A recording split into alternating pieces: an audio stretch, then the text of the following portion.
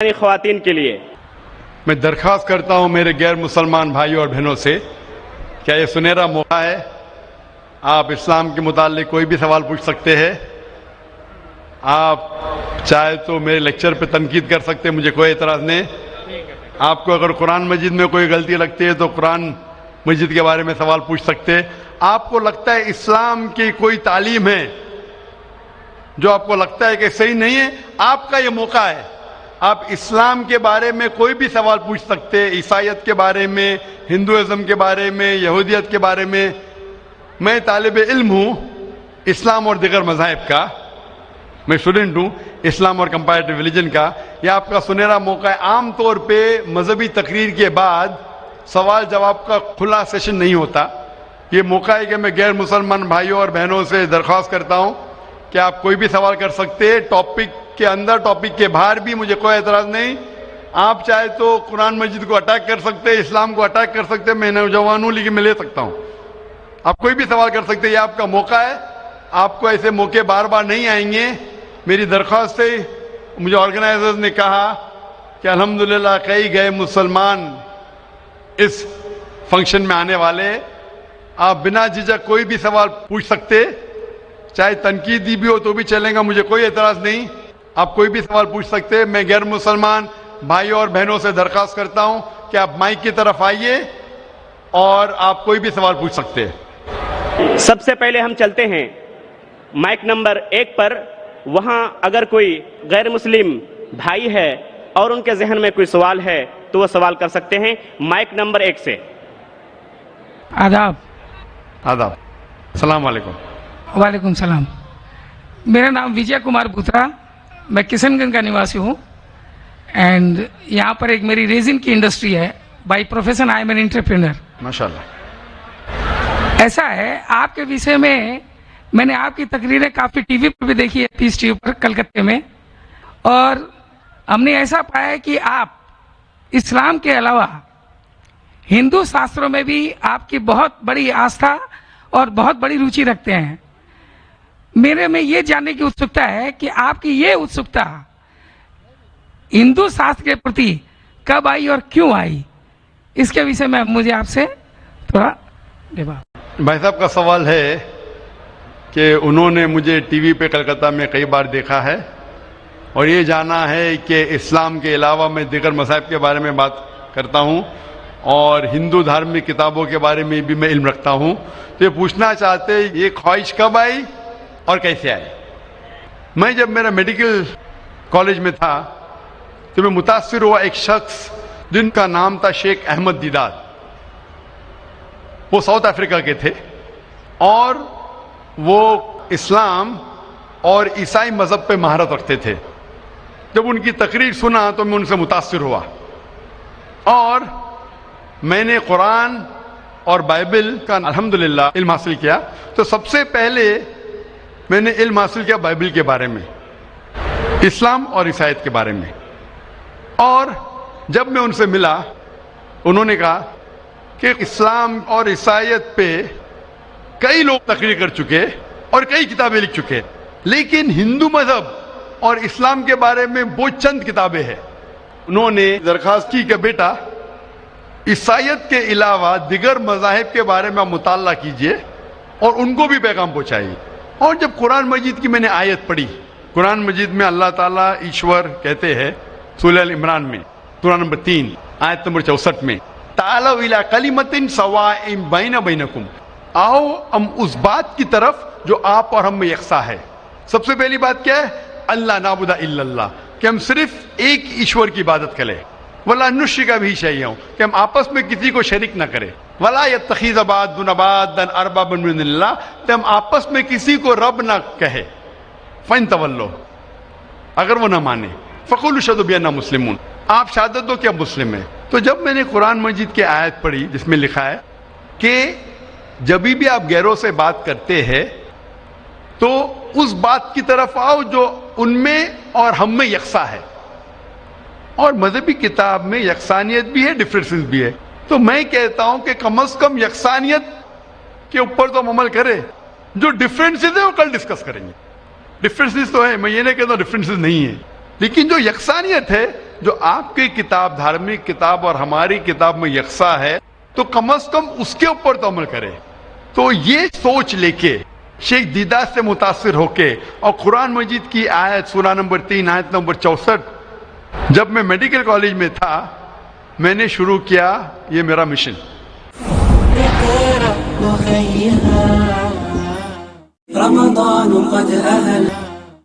اور پھر میں نے تحقیق کرنے لگا. عیسائیت مذہب کا تو اتنے اچھے سے مطالعہ کیا تھا شیخ احمد دیداد نے کہ مجھے زیادہ تحقیق کرنے کی ضرورت نہیں پڑی, لیکن میں تحقیق شروع کیا ہندو مذہب کے بارے میں.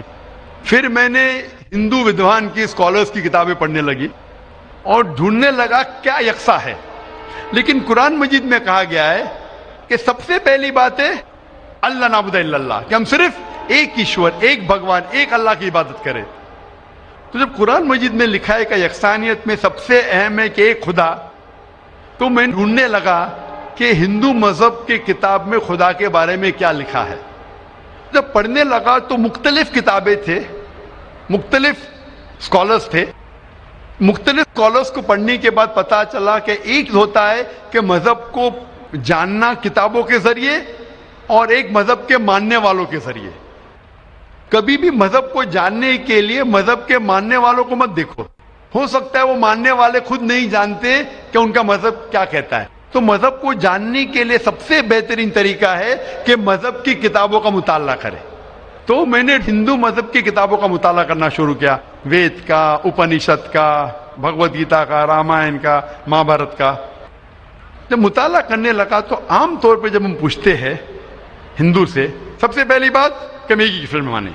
عام ہندو سے پوچھتے ہیں کہ کتنے بھگوان میں آپ مانتے ہیں, تو کچھ ہندو کہیں گے 3, کچھ کہیں گے 100, کچھ کہیں گے 1000, کچھ کہیں گے 33 کروڑ. لیکن اگر آپ ایک ودوان ہندو سے پوچھیں گے جو اپنے ہندو مذہب کا مطالعہ کر چکا ہے, مذہبی کتابوں کا مطالعہ کر چکا ہے, وید پڑھ چکا ہے, تو وہ کہیں گا کہ ہندوؤں کو صرف ایک خدا میں ماننا چاہیے. لیکن عام ہندو مانتا ہے فلسفی جسے کہتے ہیں پینتھیزم. عام ہندو کہتا ہے کہ سب کچھ خدا ہے, پیڑ خدا ہے, چاند خدا ہے, سورج خدا ہے, انسان خدا ہے, سانپ خدا ہے. ہم مسلمان کہتے ہیں سب کچھ خدا کا ہے, پیڑ خدا کا ہے, چاند خدا کا ہے, سورج خدا کا ہے, انسان خدا کا ہے, سانپ خدا کا ہے. تو یہ اہم فرق ہے عام ہندو اور عام مسلمان میں. عام ہندو کہتا ہے سب کچھ خدا ہے, ہم مسلمان کہتے ہیں سب کچھ خدا کا ہے. تو یہ فرق ہے صرف کا. اگر یہ کا کے فرق کو مٹا لے تو ہم ہندو اور مسلمان ایک ہو جائیں گے. کیسا کرنا چاہیے؟ تعالوا الی کلمۃ سواء بین بینکم, آؤ اس بات کی طرف جو آپ اور ہم میں یکساں ہے. تو جب میں ہندو مذہب کی کتابوں کا مطالعہ کرنے لگا تو ایک اہم کتاب کا نام ہے اپنشد. اپنشد میں لکھا ہے, چھندوں کے Upanishad, chapter number 6, section number 2, shloka number 1 میں ایکم ایودتیم, خدا ایک ہے دوسرا نہیں ہے. جب ہم پڑھیں گے سوتا ستارا اپنشد چیپٹر نمبر 6 شلوکا نمبر 9 میں ناچس سے کسج جنیتا نہ چدیپا, یہ سنسکرت کوٹیشن ہے جس کے معنی ہے اس خدا, اس ایشور کا کوئی رب نہیں, اس ایشور کے کوئی والدین نہیں, اس کے اوپر کوئی نہیں ہے, اس کی والدہ نہیں, اس کے والد نہیں ہے. لکھا ہے سوتا ستارا اپنشد میں چیپٹر نمبر 4 شلوکا نمبر 19 میں نہ تست پرتیما استی, اس ایشور کی کوئی پرتیما نہیں. پرتیما سنسکرت میں ہوتا ہے عکس, photograph, painting, picture, idol, statue, sculpture. ناتست پرتیما استی, اس ایشور کی کوئی پرتیما نہیں, کوئی عکس نہیں, کوئی پکچر نہیں, کوئی فوٹوگراف نہیں, کوئی پینٹنگ نہیں, کوئی آئیڈل نہیں, کوئی اسکلپچر نہیں, کوئی اسٹیچو نہیں. اور یہ آپ آگے پڑھیں گے یہ وہی چیز لکھا ہوا ہے یجوروید میں. وید ہندو مذہب کی سب سے اونچی کتاب ہے. یجوروید میں لکھا ہے چیپٹر نمبر 32 شلوکا نمبر 3 میں نہ تस्य پرتیما استی, اس ایشور کی کوئی پرتیما نہیں, کوئی عکس نہیں, کوئی فوٹوگراف نہیں, کوئی پینٹنگ نہیں, کوئی پکچر نہیں, کوئی اسٹیچو نہیں, کوئی آئیڈل نہیں, کوئی اسکلپچر نہیں. تو جب ہم ہندو مذہب کی کتابوں کا مطالعہ کرتے پتا چلتا ہے ہندو مذہبی کتاب میں بھی لکھا ہے خدا ایک ہے, اس خدا کا کوئی عکس نہیں. اور برہم سوتر جو ہندوازم کا ہے वो एकम ब्राह्म द्योत्या नास्ते नैना नास्ते किंचन, भगवान एक ही है, दूसरा नहीं है, नहीं है, नहीं है, जरा भी नहीं है. There is only one God, not a second one, not at all, not at all, not in the least bit. तो इस जरिए से मेरा मुताला शुरू हुआ. सबसे पहले तहकीक करने लगा मैं कि हिंदू मजहब की किताब में ईश्वर का क्या जिक्र है, भगवान का क्या जिक्र है. और पता चला जिस तरीके से कुरान मजिद में लिखा है खुदा एक है, वही लिखा है हिंदू मजहबी किताब में. जिस तरीके कुरान में लिखा है उसका कोई अक्स नहीं, वही लिखा है हिंदू मजहब में. जिस तरीके से कुरान मजिद में लिखा है ना वो किसी से जनाए ना किसी को जनता है, वही चीज लिखी हिंदू मजहबी किताब में. तो मैंने कहा जो यकसा है तो इसके ऊपर अमल क्यों ना करे. तो इस तरीके से मेरी तहकीक शुरू हुई और आस्ते आस्ते तहकीक के बाद पता चला कि हिंदू मजहब में भी लिखा हुआ है कि अवतार आने वाले हैं. अवतार लोग समझते हैं कि भगवान एक इंसान का रूप लेता है, ये एक मानी है, लेकिन सही मानी है संस्कृत में मतलब भगवान खुद नहीं, भगवान किसी को भेजता है. तो अवतार के सही मानी है जैसे हम कहते हैं पैगंबर. तो भगवान ने, ईश्वर ने कई पैगंबर भेजे और आखिरी पैगंबर का जिक्र हिंदू मजहबी किताब में है, कई किताबों में है, वेद में है, उपनिषद में है. कई मिसाल दूंगा. एक कल्कि पुराना में लिखा है कि आखिरी जो अवतार आने वाले आखिरी पैगंबर वो कल्कि अवतार है. उनके वालिद का नाम है विष्णु यास. विष्णु मतलब खुदा, यास मतलब नौकर, खुदा का नौकर. अरबी में करेंगे तो हो जाता है अब्दुल्ला, जो नाम था मोहम्मद सल्लल्लाहु अलैहि वसल्लम के वालिद का. उसके वालिदा का नाम है सुमति, मतलब शांति, अमन. अरबी में हो जाता है आमिना, जो मोहम्मद सल्लल्लाहु अलैहि वसल्लम के वालिदा का नाम था. इसमें लिखा है कि इन्हें वही आएंगी एक केव में, एक गारे में, जो मोहम्मद सल्लल्लाहु अलैहि वसल्लम गारे हिरा में आई थी. उन्हें वही आएंगी रात के वक्त. वो बाद में जाएंगे नॉर्थवर्ड और फिर वापस आएंगे. मोहम्मद सल्लल्लाहु अलैहि वसल्लम ने हिजरत की थी, मदीना की तरफ वापस आए. उनके 4 करीब दोस्त होंगे, इसमें 4 खुलफा राशिदीन है. इस तरीके से डिटेल में लिखा गया है आखिरी पैगंबर, जो आखिरी अवतार जो आने वाले मोहम्मद सल्लल्लाहु अलैहि वसल्लम. तो मैं कहता हूं हिंदुओं से कि आप अपनी हिंदू किताब का मुताला कीजिए और हम हिंदू और मुसलमान एक हो जाएंगे. तो इस तरीके से मेरे तहकीक शुरू हुई और मैं दुनिया भर में कोशिश करता हूं अमन का पैगाम लोगों तक पहुंचाए. जी भाई साहब, आपने जो उपनिषदों का वर्णन किया उसके साथ में एक लाइन और जोड़ता हूं, जहां पर यही लिखा हुआ है कि ईश्वर एक ही है. वो हमारी श्रीमद् भगवद गीता है, जिसे हम श्रीमद् भगवान की वाणी या ईश्वर की वाणी कहते हैं. उसके चैप्टर नंबर 18 श्लोक नंबर 66 में है, अनन्या सर्व धर्मान परित्यज्यम मामे कम शरणम प्रजा अहम त्वाम सर्व पापेभ्यो मोक्षयिष्यामि मा शुचा. उसमें भी एक ही ईश्वर की ओर इंगित किया गया. तो आप जो कह रहे हैं एकदम सही और एकदम यथार्थ है कि हमारे हिंदू में एक ही ईश्वर की है, बाकी रूप हमने अनेक मान लिया है. ये एक आस्था का विषय हो जाता है, साकार रूप निराकार रूप वो अलग है, लेकिन ईश्वर को हमारे यहाँ भी आपने एकदम ठीक फरमाया है. गीता भी हमारी यही कहती है. धन्यवाद आपको बहुत बहुत. जज़ाकल्लाह शुक्र. हजारों साल नरगिस अपनी बेनूरी पे रोती है, हजारों साल नरगिस अपनी बेनूरी पे रोती है, बड़ी मुश्किल से होता है चमन में दीदवर पैदा. अब हम चलते हैं माइक नंबर 2 की तरफ. वहां पर अगर कोई गैर मुस्लिम भाई मौजूद हैं और उनके जहन में कोई सवाल है तो सवाल कर सकते हैं. माइक नंबर 2 से. My name is Pintu Dimna. I am from Malda and I am a student of AMA. So I just want to know what is the difference between Kaaba and Kashi. Will you explain me as your kind? भाई साहब ने सवाल किया है कि काबा और काशी में फर्क क्या है. काबा और काशी में फर्क क्या है. काबा कुरान मजीद में अल्लाह सुब्हानहू व तआला फरमाते सूरह अल इमरान में सूरह नंबर 3 कि काबा अल्लाह सुब्हानहू व तआला का सबसे पहला घर जिसे कहा गया बक्का. और अल्लाह ताला फरमाते सूरह बकरा में सूरह नंबर 2 आयत नंबर 144 में कि आप जिधर भी हो काबा की तरफ मुंह करो, मस्जिद हरम की तरफ मुंह करो और आप नमाज पढ़ो. तो काबा हमारे मुसलमान के लिए किबला है, एक दिशा है जिसकी तरफ हम देख के अल्लाह सुब्हानहू व तआला की इबादत करते हैं. और इसका जिक्र कुरान मजीद में है کعبہ ہمارے لیے قبلہ ہے. کوئی بھی مسلمان کعبہ کو نہیں پوچھتا ہے, لیکن کعبہ قبلہ ہے, دشا ہے یکسانیت کے لیے. ہم کعبہ کی طرف منہ کر کے اللہ سبحانہ تعالیٰ کی عبادت کرتے ہیں. کاشی ایک تیرتھ کی جگہ ہے جو ہندو مذہب کی کتاب میں ہے, لیکن جب آپ قرآن مجید پڑھیں گے یا اللہ کے رسول کی حدیث پڑھیں گے, کاشی کا ذکر کدھر بھی قرآن مجید میں نہیں ہے, نہ ہی کوئی اللہ کے رسول کی حدیث میں ہے. لیکن آپ جب وید پڑھیں گے, وید میں کعبہ کا ذکر ہے, وید میں کعبہ کا ذکر ہے. لکھا ہے رگ وید میں جلد نمبر 3 میں لکھا ہے کہ تیرتھ کی ایک جگہ, تیرتھ مطلب جس جگہ خدا کی عبادت کی جاتی ہے, تیرتھ کی ایک جگہ ہے وہ کعبہ. تو کعبہ کا ذکر ہندو مذہبی کتاب میں بھی ہے, قرآن میں بھی ہے اور بائبل میں بھی ہے. بائبل میں لکھا ہے بک آف سامز میں chapter number 84 verse number 2 to 6 میں لکھا ہے blessed are those people who visit the valley of Bakka. تو بائبل میں بھی کعبہ کا ذکر ہے, ہندو مذہبی کتاب میں بھی کعبہ کا ذکر ہے, اور قرآن میں اسلام کی مذہبی کتاب میں بھی ذکر ہے. تو اگر ہم یکسانیت پہ جائیں گے, جو کامن ہے اسے لیں گے, تو کعبہ صرف کامن ہے تینوں مذہبی کتابوں میں, اور مذہبی کتابوں میں بھی لکھا ہے. تو جب آپ لیں گے تعالوا الی کلمۃ سواء بین بینکم, آؤ ہم اس بات کی طرف جو آپ اور ہم میں یکساں ہے, تو کعبہ میں یکسانیت ملتی ہے لیکن کاشی میں نہیں. کاشی کا ذکر صرف ہندو مذہبی کتاب میں ہے.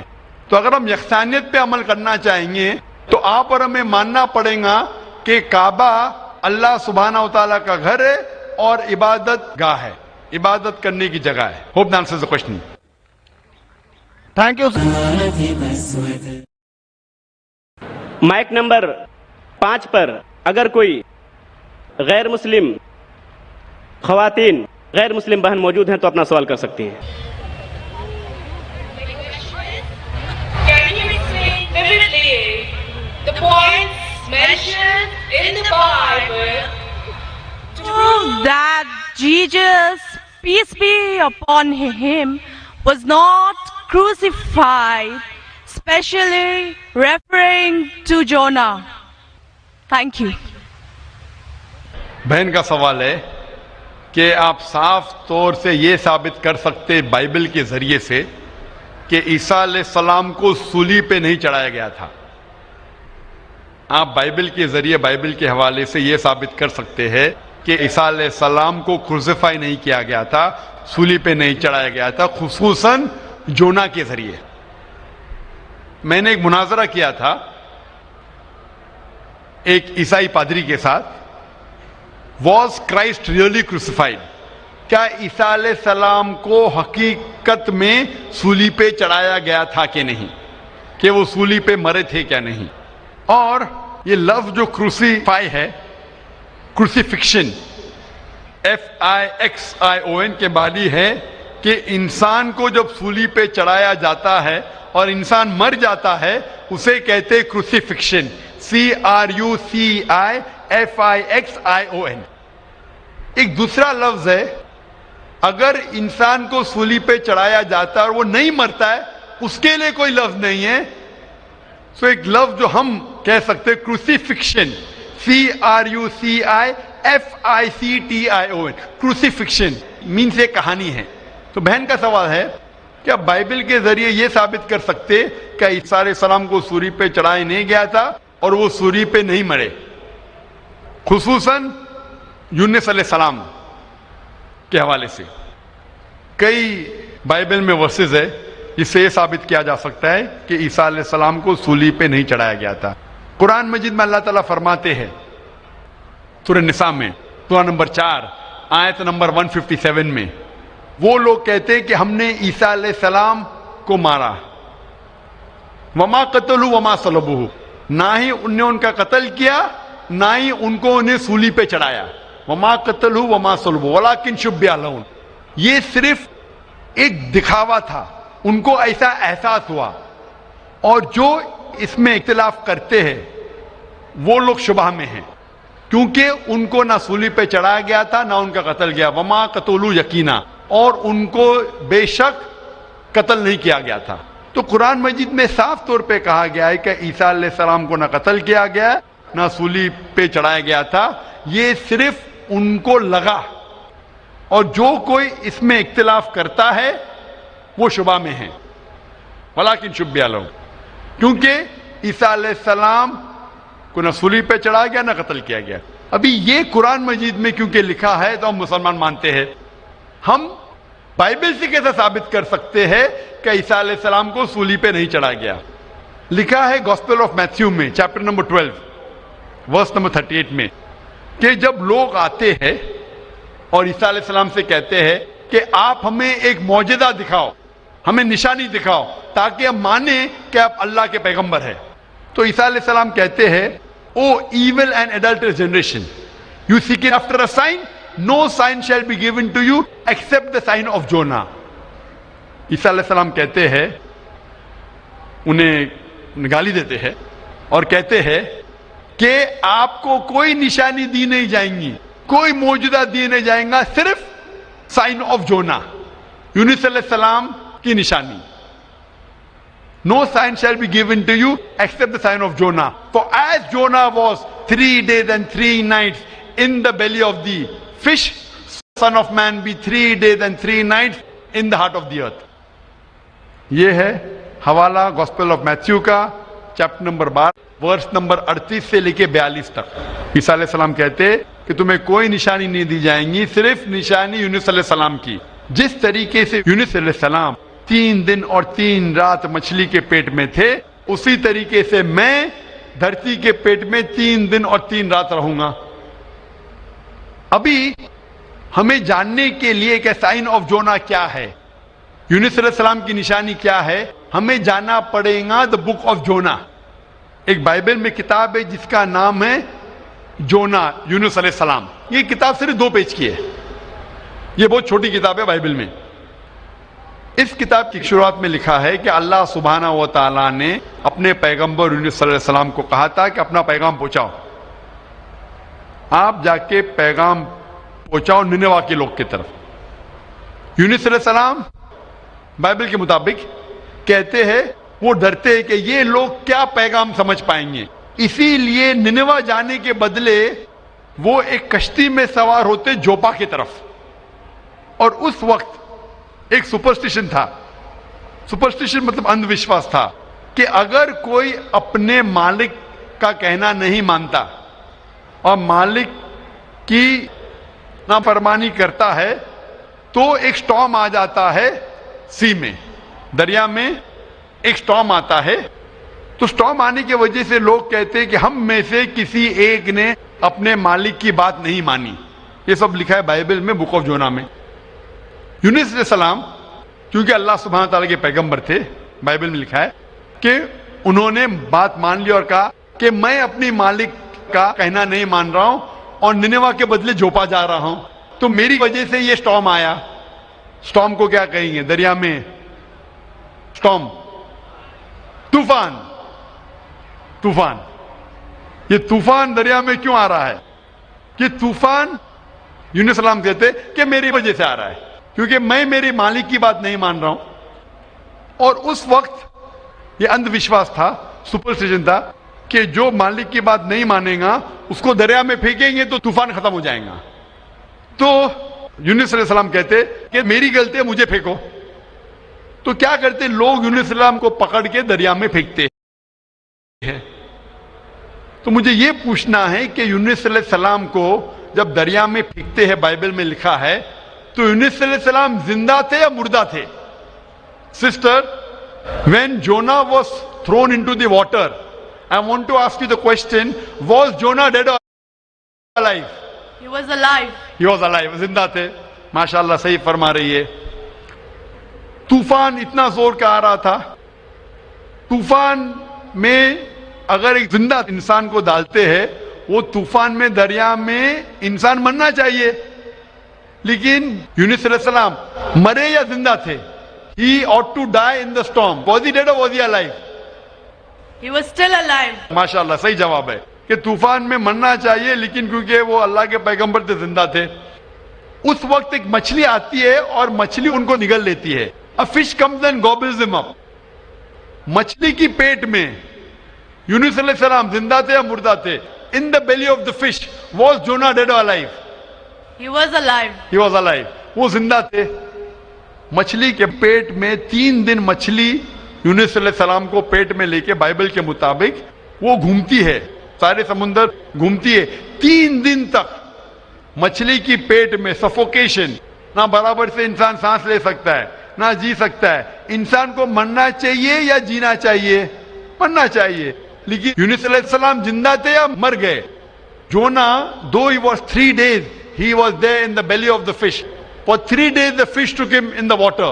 He ought to die. Was Jonah yet dead or alive? He was still alive. He was still alive. ماشاءاللہ ابھی تک زندہ تھے. بہن صحیح جواب دے رہی ہے. 3 دن کے بعد وہ مچھلی یونس علیہ السلام کو الٹی کر دیتی ہے, مطلب پیٹ میں سے باہر نکلتے یونس علیہ السلام اور وہ سمندر کے کنارے پہ آتے ہیں. زندہ یا مردہ؟ The fish vomits out Jonah, peace be upon him, and throws him onto the shore. When Yunus alayhi salam, when Prophet Jonah was thrown on the shore, was he dead or alive? He was alive but unconscious. Alive but unconscious. After some time, did he gain consciousness or not? Yes, he did. Fine. Finally he was conscious and alive, no? Alive. Fine. Alive. So alive, alive, alive, alive.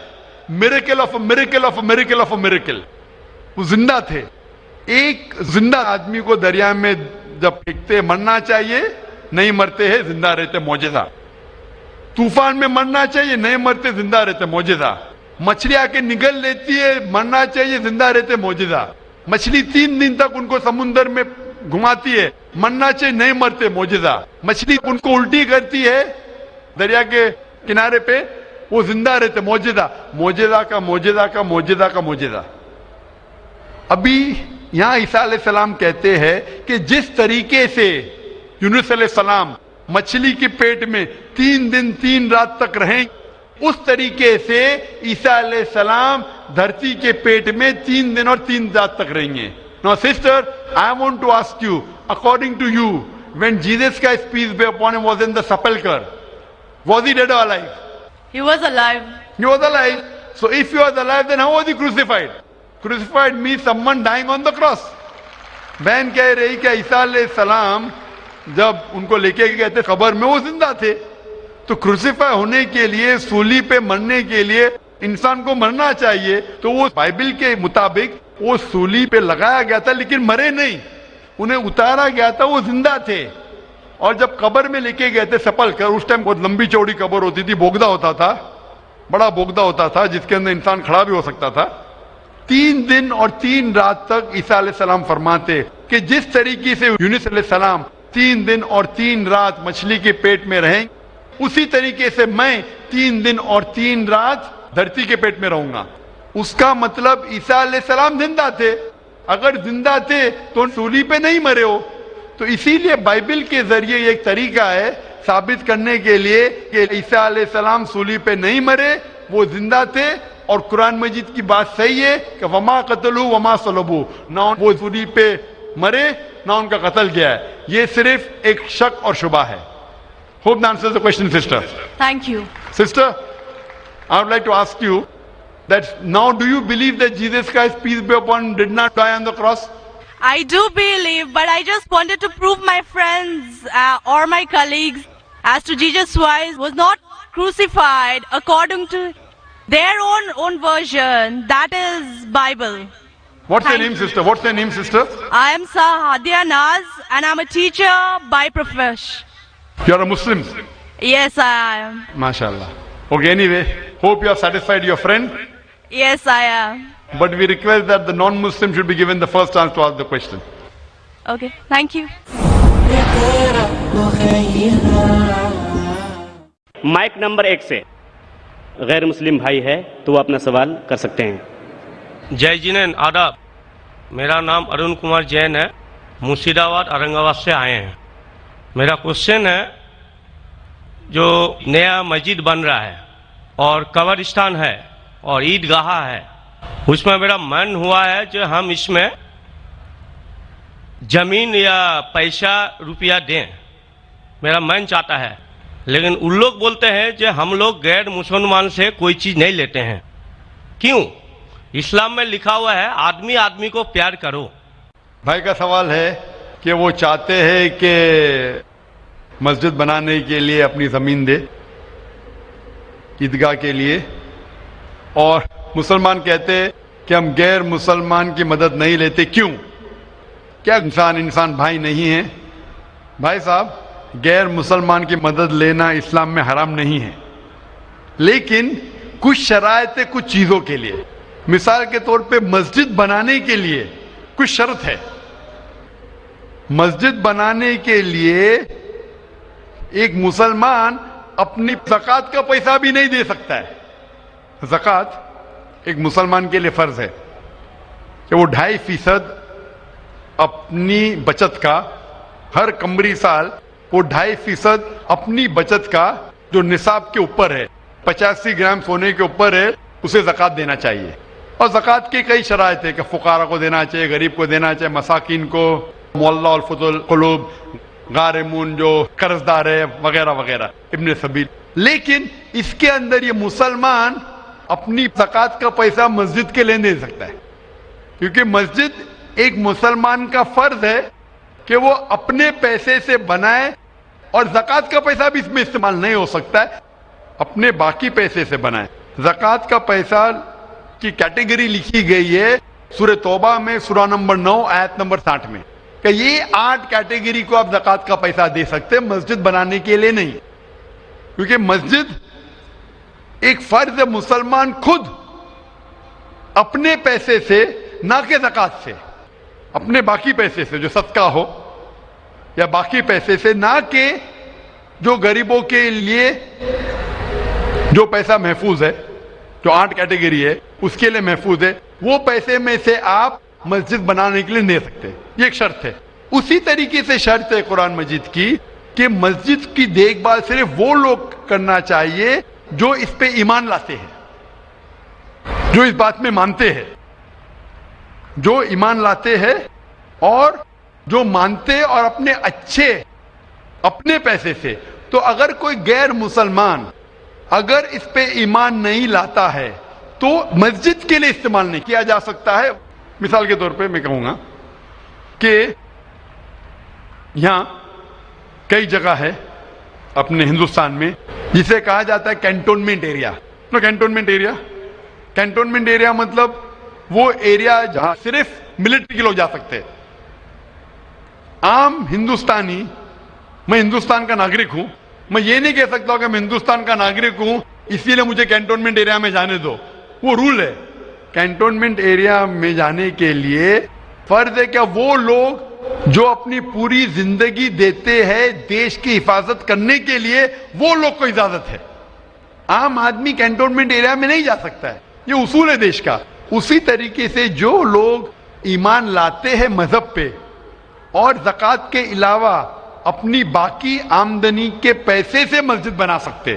تو اسی لیے کیونکہ آپ ایمان نہیں لے کے آئے تو مسجد بنانے کے لیے آپ کے پیسے کا استعمال نہیں ہو سکتا ہے. لیکن باقی خیرات کی الگ بات ہے.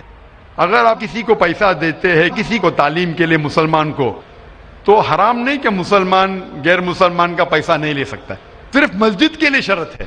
تو کچھ چیزوں کے لیے شرائط ہے، باقی چیزوں کے لیے نہیں. مثال کے طور پر آپ کہنا چاہتے ہیں کہ میں میرے پیسوں سے کوئی مسلمان کو پڑھانا چاہتا ہوں، تو کوئی مسلمان آپ کے پیسے سے تعلیم حاصل کرنا اس کے لیے حرام نہیں ہے، صرف مسجد کے لیے.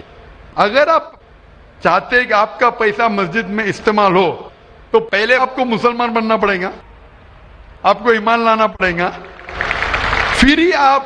کیونکہ آپ اگر جس چیز میں ایمان نہیں لے کے آتے، آپ اگر ایمان نہیں لے کے آتے کہ ہم کو ایک ایشور کو ماننا چاہیے، ہم کو صلاح پڑھنا چاہیے، تو اسی طریقے سے اگر آپ کو ایمان آ جائے گا کہ یہ مسجد صحیح عبادت کی جگہ ہے اور میں اس پہ یقین کرتا ہوں، پھر آپ کا پیسہ لے سکتے، ورنہ نہیں. Hope that answers the question. آپ کا دوسرا سوال ہے کہ ہم لوگ جو گائے کا دودھ پیتے ہیں وہ ویج ہے کہ یا نان ویج ہے؟ بھائی کا سوال ہے کہ ہم گائے کا دودھ جو پیتے ہیں وہ ویج ہے کہ نان ویج ہے. سائنٹیفکلی گائے ویج ہے کہ نان ویج ہے بھائی صاحب؟ ہم لوگ جانتے ہیں نان ویج ہے. گائے نان ویج ہے نا؟ ہاں تو اس کا دودھ ویج ہوگا یا نان ویج ہوگا؟ Non veg. لیکن ہم لوگ کا دھرم میں وہ دیوی ہے. ہاں ابھی اس کے اوپر باقی سوال آ گیا نا. آپ کا پہلا سوال تھا کہ دودھ نان ویج ہے کیا ویج ہے, تو میں نے پوچھا گائے نان ویج ہے کیا ویج ہے, آپ نے کہا نان ویج, تو دودھ بھی نان ویج ہوگا. تو سائنٹیفکلی دودھ نان ویج ہے, لیکن کیونکہ دودھ کے بنا آپ کی زندگی نہیں گزر سکتی ہے تو دودھ کو لوگ نے ویج کر دیا. آپ سمجھے نا, دودھ کے بنا زندگی گزرنا مشکل ہے تو دودھ کو ویجیٹیرین کہہ دیا. تو میرے تقریر میں جو مناظرہ ہوا تھا میرا ایک جین کے ساتھ کہ گوشت کھانا انسان کے لیے حرام ہے کہ حلال ہے. ہم بھی جین ہیں. معلوم ہے آپ کا نام جین ہے. تو ایک مناظرہ ہوا تھا with the president of the Indian vegetarian congress mister Rashmi Bhai Zaveri, وہ پریزیڈنٹ تھے. تو ایک مناظرہ ہوا کہ گوشت کھانا انسانوں کے لیے حرام ہے کہ حلال ہے. اور مناظرے میں نے ثابت کیا کہ گوشت کھانا انسان کے لیے حرام نہیں, اچھا ہے, ثابت کیا. اور اس میں یہ بھی کہا کہ دودھ نان ویج ہے, لیکن سارے ویجیٹیرین دودھ پیتے, کیوں؟ آپ سمجھ رہے نا. تو دودھ سائنٹیفکلی از نان ویجیٹیرین. آپ نے کہا کیا ہے ہماری دیوی ہے, آپ اگر پڑھیں گے جیسا میں نے کہا کہ نہ تس پرتیماستی, اس ایشور کی کوئی پرتیما نہیں, کوئی عکس نہیں. آپ سمجھے نا, کوئی عکس نہیں, کوئی پکچر نہیں, کوئی پینٹنگ نہیں, کوئی فوٹوگراف نہیں. تو یہ وید کے مطابق یہ غلط ہو جاتا ہے. آپ سمجھے نا. لیکن پھر بھی میں جانتا ہوں کہ کئی کتابوں میں, کیونکہ ہندو کتابیں دو قسم کی ہے, شروتی اور اسمرتی. شروتی وہ کتاب جو بھگوان کی طرف سے آئے, وید انوپنشد. اسمرتی وہ کتاب جو انسانوں نے لکھی ہے. تو ایک شروتی ہوتی جو ایشور کی طرف سے ہے, اور ایک ہوتی ہے اسمرتی جو انسانوں نے لکھی ہے. تو میں جانتا ہوں کہ کئی ہندو مذہبی کتابوں میں خصوصاً اسمرتی میں ایسی چیزیں لکھی ہے جو شروتی کے خلاف ہے. یہ آپ دیکھیں گے گائے آپ کی دیوی ہے, وہ آپ وید میں نہیں پائیں گے, آپ نیچے والی کتاب میں پائیں گے. تو جب بھی کوئی اونچی یا نیچے کتاب میں ٹکراؤ ہو تو ہمیں ماننا چاہیے اونچی کتاب. قرآن اسلام کی سب سے اونچی کتاب ہے. قرآن سے کوئی بھی کتاب ٹکرائی تو ہمیں قرآن میں ماننا چاہیے, اس کتاب میں نہیں. آپ سمجھے نا. تو اسی طریقے سے اگر آپ وید میں پڑھیں گے, وید میں لکھا ہے کہ خدا کا کوئی عکس نہیں, تو اگر وہ مانیں گے تو ہمیں ماننا پڑے گا کہ خدا کا کوئی روپ نہیں. تو یہ کہنا کہ گائے دیوی ہے, یہ کئی پنڈت کہتے ہیں کہ ہم جانتے ہیں کہ خدا ایک ہے, ہم جانتے ایشور ایک ہے, لیکن ہمیں کنسنٹریشن کے لیے ہمیں بہت بار مورتی کا سہارا لینا پڑتا ہے. پنڈت لوگ سے میں بات کرتا ہوں کہ آپ کی کتابوں میں صاف لکھا ہے کہ بھگوان ایک ہے, نہ اس کا کوئی عکس ہے, نہ کوئی مورتی ہے, نہ کوئی پینٹنگ ہے, نہ کوئی پکچر ہے. تو وہ کہتے ہیں ہم مانتے ہیں یہ بات پہ, لیکن کیا کنسنٹریٹ کرنے کے لیے پہلے شروعات میں ہمیں عکس کی ضرورت ہوتی ہے, ایک مورتی کی. جب ہم ہائر کانشیسنیس پہ پہنچ جاتے اس وقت ہمیں ضرورت نہیں پڑتی. تو میں ان سے کہتا ہوں مسلمان ہائر کانشیسنیس پہ پہنچ گئے, ہمیں کوئی عکس کی ضرورت نہیں, ہم ایشور کو ڈائریکٹ مانتے, ڈائریکٹ عبادت کرتے. تو اسی طریقے سے کبھی بھی ٹکراؤ ہوتا ہے مذہبی کتابوں کے اندر تو اونچی کتاب کو ماننا چاہیے نیچی کتاب کے بنسبت. تو اونچی کتاب میں لکھا ہے کہ ایشور کا کوئی عکس نہیں ہے, آپ سمجھے نا. پھر بھی آپ دیکھیں گے لوگ اپنی مذہبی کتاب کو نہیں مانتے. تو میرا یہی کہنا ہے لوگوں سے, چاہے مسلمان ہو, جیسا میں نے کہا کہ قرآن کو سمجھ کے پڑھو. میں کہتا ہوں ہندوؤں سے کہ آپ بھی وید کو سمجھ کے پڑھو. میں کہتا ہوں انڈین گورنمنٹ سے کہ سانسکرت کم از کم ہندوؤں کے لیے فرض کرو, تو ہندو کم از کم سانسکرت پڑھ سکیں گے, اپنے مذہب کے قریب آئیں گے, اور ہندو مسلم بھی قریب ہو جائیں گے. کیونکہ سانسکرت پڑھیں گے تو آپ کو پتا چلے گا کہ آپ کی کتاب میں کیا لکھا ہے. تو کوئی بھی پنڈت آپ کو گھمائے گا نہیں. پھر پنڈت گھمائے گا تو بولیں گے تو حوالہ دو کوئی ہے. آپ سمجھے نا. بہت سے ہندو میرے جو سنتے مجھے اپنے پنڈت سے پوچھتے کہ مسلمان ہے جو ایسا کرتا ہے, بولتے ارے ارے وہ مسلمان کو سنو مت. ارے کیوں نہیں سنو بھائی, میں اگر حوالہ غلط دے رہا ہوں تو آپ آگے پوچھ سکتے مجھے کہ آپ نے جو حوالہ دیا وید کا غلط ہے, میں انسان ہوں, غلطی کر سکتا ہوں, آپ سمجھے نا. تو میں کہتا ہوں ہندوؤں سے کہ آپ سنسکرت جانو, اپنی وید پڑھو, تعالوا الی کلمۃ سواء بین بینکم, آؤ ہم اس بات کی طرف جو آپ اور ہم یکساں ہے, یکسانیت کی طرف آئیں گے تو ہندو مسلمان ایک ہو جائیں گے. Hope the answer the question. ہیں مائک نمبر 2 کی طرف, وہاں پر اگر کوئی غیر مسلم بھائی موجود ہیں اور ان کے ذہن میں کوئی سوال ہے تو سوال کر سکتے ہیں. مائک نمبر 2 سے. جی, میرا نام راجندر پرساد شاہ ہے. میں ارریہ ضلع کے کرسا کاٹا گاؤں کا رہنے والا ہوں, اور میں دھرم سے اگر پوچھیے تو میں نہ ہندو ہوں نہ مسلمان ہوں, میں آنند مارگی ہوں. میں بھاگوت دھرم کو مانتا ہوں. اس لحاظاً میرے من میں ایک شنکا ہے, جہاں گیتا کہتی ہے دھرم سنستھاپنارتھائے سمبھوامی جگے جگے, اور مسلمانوں سے سنتا ہوں کہ محمد از دا لاسٹ پیغمبر. میرا شک ہے کہ پرماتما اللہ کی سرشٹی انفینائٹ ویبس میں چل رہے ہیں, تو انفینائٹ سمسیایں آگے آئیں گی. تو ہوا محمد دا لاسٹ پیغمبر. اگر یہ صحیح ہے تو گیتا کا یہ کرشن کا یہ گھوشنا سمبھوامی جگے جگے کیا غلط ہے؟ بھائی صاحب نے ایک اچھا سوال پوچھا ہے. انہوں نے حوالے تھا بھگوت گیتا کا, جس میں کرشن کہتے ہیں, انہوں نے کہا سنسکرت میں ترجمہ نہیں کیا. شری کرشن کہتے ہیں کہ جب بھی اس دھرتی پہ ظلم ہوگا تو اس وقت بھگوان ایک پیغمبر کو بھیجیں گے, اور ہر دور میں ایک پیغمبر آئے گا. سمبھوان یوگی ہوگے, ہر یگ میں آئے گا. تو بھائی کا سوال ہے کیا کرشن غلط ہے؟ آپ مسلمان کیوں کہتے ہیں کہ محمد صلی اللہ علیہ وسلم آخری پیغمبر ہے؟ بھائی صاحب, سب سے پہلے ہم کہتے ہیں محمد صلی اللہ علیہ وسلم آخری پیغمبر ہے کیونکہ یہ کہا گیا قرآن مجید میں سورہ احزاب میں, سورہ نمبر 33 آیت نمبر 40 میں کہا گیا ما کان محمد ابا احد من رجالکم ولکن رسول اللہ وخاتم النبیین وکان اللہ بکل شیء علیما, کہ محمد صلی اللہ علیہ وسلم آپ لوگوں میں سے کسی کے والد نہیں ہیں, لیکن خاتم النبیین ہیں, آخری نبی ہے. کیونکہ قرآن مجید میں کہا گیا ہے کہ محمد صلی اللہ علیہ وسلم آخری نبی ہے, ہم اس پہ یقین رکھتے ہیں. جہاں تک کہ آپ نے کہا شری کرشن, میں شری کرشن کی بات کو مانتا ہوں کہ جب بھی اس دھرتی پہ غلط کام ہوں گے اس وقت خدا ایک پیغمبر کو بھیجتے, اور ہر دور میں ایک پیغمبر بھیجیں گے. بالکل غلط نہیں ہے, آپ کو سمجھنے میں غلطی ہوئی, کیونکہ جب آپ پڑھیں گے بھگوت گیتا, بھگوت گیتا کو کہا گیا ہے کہ یہ وید کا نچوڑ ہے. It is the nectar of the Veda, Veda کا نچوڑ ہے. اور جب آگے آپ پڑھیں گے لکھا ہوا کلکی پرانا میں, کلکی پرانا میں لکھا ہے, کلکی پرانا چیپٹر نمبر 2 شلوک نمبر 5, 7, 11, 15 میں لکھا ہے کہ ایک کلکی اوتار آئیں گے جو کل یگ میں آئیں گے, اور کل یگ آخری یگ ہوگا, اور یہ کلکی اوتار لوگوں کو صحیح راستہ دکھائیں گے. اور یہ کلکی اوتار کے والد کا نام ہے وشنو یاس, مطلب بھگوان کا نوکر, عربی میں عبداللہ, جو نام تھے محمد صلی اللہ علیہ وسلم کے والد کا. ان کے والدہ کا نام ہوگا سمتی, سمتی مطلب امن, شانتی. عربی میں ہوگا آمنہ, جو نام تھا محمد صلی اللہ علیہ وسلم کے والدہ کا نام. وہ پیدا ہوں گے امن کے شہر میں جو ہے مکہ. وہ پیدا ہوں گے ایسے خاندان میں جو اس شہر کے چیف ہوں گے. ہم جانتے ہیں محمد صلی اللہ علیہ وسلم قریش خاندان میں پیدا ہوئے.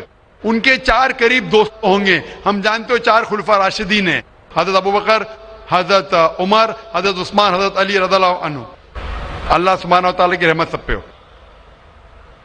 ان کو سب سے پہلی وحی ملیں گی ایک غار میں, ایک کیو میں. ہم جانتے ہیں محمد صلی اللہ علیہ وسلم کو سب سے پہلے وحی ملی غار ہرا میں. ان کو رات کے وقت سب سے پہلے وحی آئے گی. وہ ہی will migrate northwards and come back. اور محمد صلی اللہ علیہ وسلم مدینہ میں ہجرت کی اور پھر سے واپس مکہ لوٹے. یہ ساری نشانیاں جو لکھی ہے کل کے اوتار کے بارے میں, وہ ہو بہو اترتی ہے محمد صلی اللہ علیہ وسلم پہ. ہر یگ میں ایک اوتار آئے گا, آخری یگ ہوگا کل یگ. یہ کل یگ ہے بھائی صاحب, یہ کل یگ ہے. اور کل یگ کے آخری اوتار ہے کل کے اوتار، جس کا نام قرآن مجید میں لکھا گیا ہے محمد صلی اللہ علیہ وسلم. تو یہ جو آپ کی بھگوت گیتا میں لکھا ہے میرے حساب سے صحیح لکھا ہوا ہے کہ ہر یگ میں ایک اوتار آئے گا، اور آخری یگ ہے لکھا ہوا ہے کل کی پرانا میں، وہ کل یگ ہے، اور کل یگ کیا اوتار ہے کل کی اوتار. تو آپ سب کو جوڑیں گے تو پتہ لگتا ہے کہ آپ کے وید میں بھی کئی نشانی ہے محمد صلی اللہ علیہ وسلم کی، کئی بار محمد صلی اللہ علیہ وسلم کا ذکر ہے. کم از کم 100 حوالے تو میں دے سکتا ہوں جس میں محمد صلی اللہ علیہ وسلم کا ذکر ہے.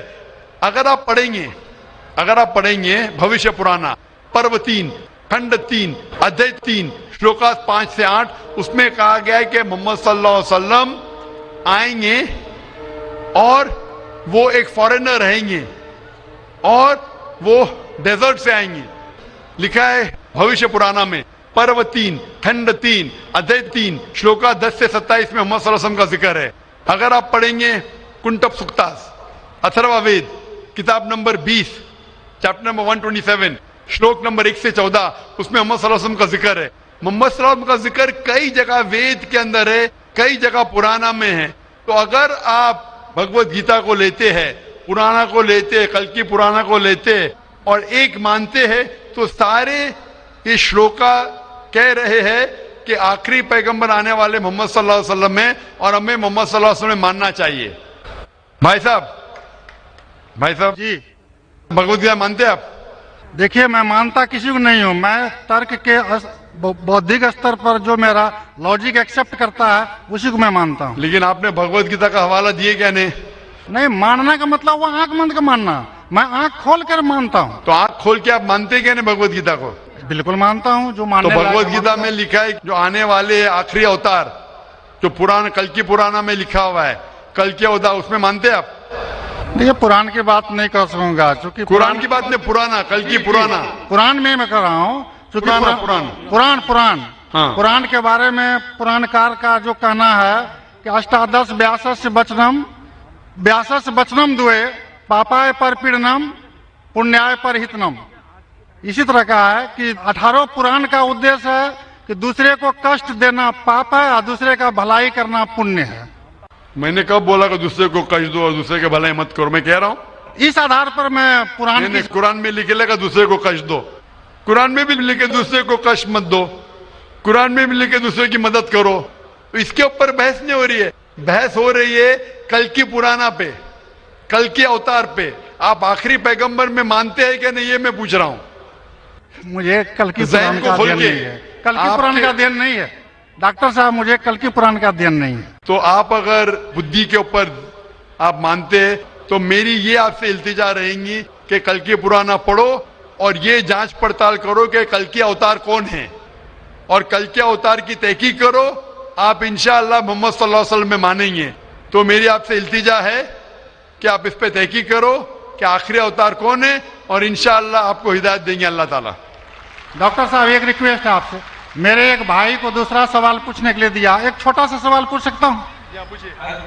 ایک چھوٹا یہ کیجئے. مسلمان لوگوں کو جب کوئی ہندو ملتا ہے تو بولتے ہیں اس کو آداب، لیکن کسی مسلمان کو بولتے ہیں السلام علیکم.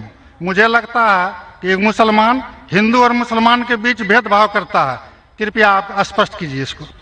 بھائی صاحب کا سوال ہے کہ اگر کوئی مسلمان ہندو سے ملتا ہے تو آداب عرض کرتا ہے، اگر کوئی مسلمان سے ملتا ہے تو السلام علیکم کہتا ہے، تو ہندو مسلمان میں بھید بھاؤ کیوں؟ بھائی صاحب ہندو مسلمان میں بھید بھاؤ تو رہے گا، میں آپ کے سوال کا جواب دوں گا، کیونکہ ہندو ہندو ہے، مسلم مسلم ہے، لیکن ایک دوسرے کا ساتھ دینا چاہیے اور ایک دوسرے کو سمجھنا چاہیے. پہلے بھائی صاحب جس نے سوال کیا تھا انہوں نے مجھے آداب کہا تو میں نے ان سے کہا السلام علیکم، کہا کہ نہیں؟ جی جی جی کہا نا. ہندو نے مجھ سے کیا کہ آداب کہا کہ نہیں؟ میں نے ان سے سلام کہا کہ نہیں؟ جی میں غور کیا تھا. غور کیا، ماشاءاللہ. لیکن تو غور کیا تو کہا کیوں نہیں کہ آپ نے ایسا نہیں کہا؟ وہ ہندو بھائی نے مجھے آداب کہا. ڈاکٹر صاحب، جی ہاں، you are not only one Musliman. I see lakhs of Musliman, but this quality find only in you. only in me, ماشاءاللہ. Only in you. بھائی صاحب کہہ رہے کہ وہ خود مسلمان کو جانتے، صرف مجھ میں دیکھا کہ میں نے سلام کہا. جی. اس کی وجہ یہ ہے کیونکہ علماء میں اختلاف ہے کہ آپ غیر مسلمان کو سلام کر سکتے کہ نہیں. پہلا یہ جان لے السلام علیکم کی معنی کیا ہے. السلام علیکم کی معنی ہے کہ آپ پہ سلامتی ہو. السلام علیکم ورحمۃ اللہ وبرکاتہ، آپ پہ سلامت رہے، رحمت رہے اور برکت رہے. نا اس میں اختلاف ہے مسلمانوں میں، مسلمان علماء میں، کہ آپ غیر مسلمان کو سلام کر سکتے کہنے، غیر مسلمان کے سلام کا جواب دے سکتے. اس میں اختلاف ہے، کیونکہ ایک حدیث ہے جس میں اللہ کے رسول فرماتے ہیں، کیونکہ ایک حدیث ہے جس کے اندر یہود لوگ مسلمان کو کہتے السلام علیکم. السلام علیکم کا معنی آپ پہ موت ہو. سام کے معنی موت. السلام علیکم آپ پہ موت ہو. تو اللہ کے رسول نے فرمایا آپ کو علیکم ان پہ بھی. تو یہ حدیث ہے، صحیح حدیث ہے. یہود لوگ کہتے تھے مسلمان کو چھیڑنے کے لیے السلام علیکم آپ پہ موت ہو. تو اللہ کے رسول نے فرمایا آپ کو علیکم آپ پہ بھی ہو. تو اس کی وجہ سے اختلاف. اور کئی حدیثیں ہیں، میں زیادہ بحث میں نہیں جانا چاہوں گا، لیکن یہ کہنا چاہوں گا کہ کچھ علماء یہ بھی کہتے ہیں کہ آپ السلام علیکم کہہ سکتے، کیونکہ قرآن مجید کی ایک آیت ہے سورہ نساء میں، سورہ نمبر 4 آیت نمبر 86 میں کہا ہے اگر کوئی آپ کو گریٹ کرتا ہے، اگر کوئی گریٹ کرتا ہے تو آپ اور بہترین طریقے سے گریٹ کرو. اگر کوئی آپ کو گریٹ کرتا ہے اور بہترین طریقے سے گریٹ کرو، یا کم از کم اتنا. تو اگر کوئی السلام علیکم کہتا ہے، مجھے کہنا چاہیے وعلیکم السلام ورحمۃ اللہ. اگر کوئی کہتا ہے السلام علیکم ورحمۃ اللہ، مجھے کہنا چاہیے وعلیکم السلام ورحمۃ اللہ وبرکاتہ، یا کم از کم اتنا. یہ ضروری ہے. تو اسی لیے اگر کوئی مسلمان مجھ سے آداب کرے تو آداب سے بہتر کیا ہے؟ السلام علیکم. اور اللہ کے رسول کے لیے کہا گیا محمد صلی اللہ علیہ وسلم کے لیے، اللہ فرماتے جو میں نے تقریر میں بیان کیا سورہ انبیاء میں سورہ نمبر 21 آیت نمبر 107 میں، وما ارسلناک الا رحمت للعالمین، کہ ہم نے محمد صلی اللہ علیہ وسلم کو نہیں بھیجا لیکن رحمت بنا کے سارے انسانوں کے لیے، سارے عالم کے لیے. تو جب محمد صلی اللہ علیہ وسلم سارے انسانوں کے لیے رحمت بن سکتے تو کیا میں السلام علیکم ورحمۃ اللہ نہیں کہہ سکتا ہوں؟ تو اس بنیاد پہ علماء کا اختلاف ہے کہ السلام کہہ سکتے. کہنے میں ان علماء میں مانتا ہوں جو کہتے ہیں کہ آپ غیر مسلمان کو سلام کہہ سکتے اور جواب بھی بہترین دے سکتے. اسی لیے جب بھائی صاحب نے کہا آداب تو میں نے کہا السلام علیکم، کہ میرے حساب سے السلام علیکم اور بہتر ہے، آداب سے بہتر ہے السلام علیکم، کہ آپ پہ سلامتی ہو، رحمت ہو اور برکت ہو.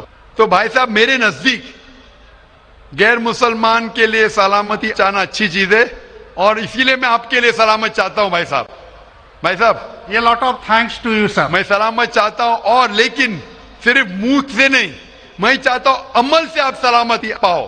اسی لیے میں کہتا ہوں کہ تحقیق کرو کل کے اوتار کے بارے میں، آخری پیغمبر کے بارے میں، محمد صلی اللہ علیہ وسلم کے بارے میں، تو آپ کو سلامتی اس دنیا میں رہیں گے اور آخرت میں بھی انشاءاللہ.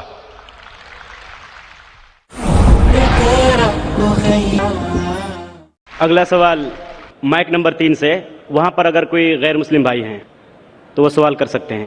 ہاں نمسکار.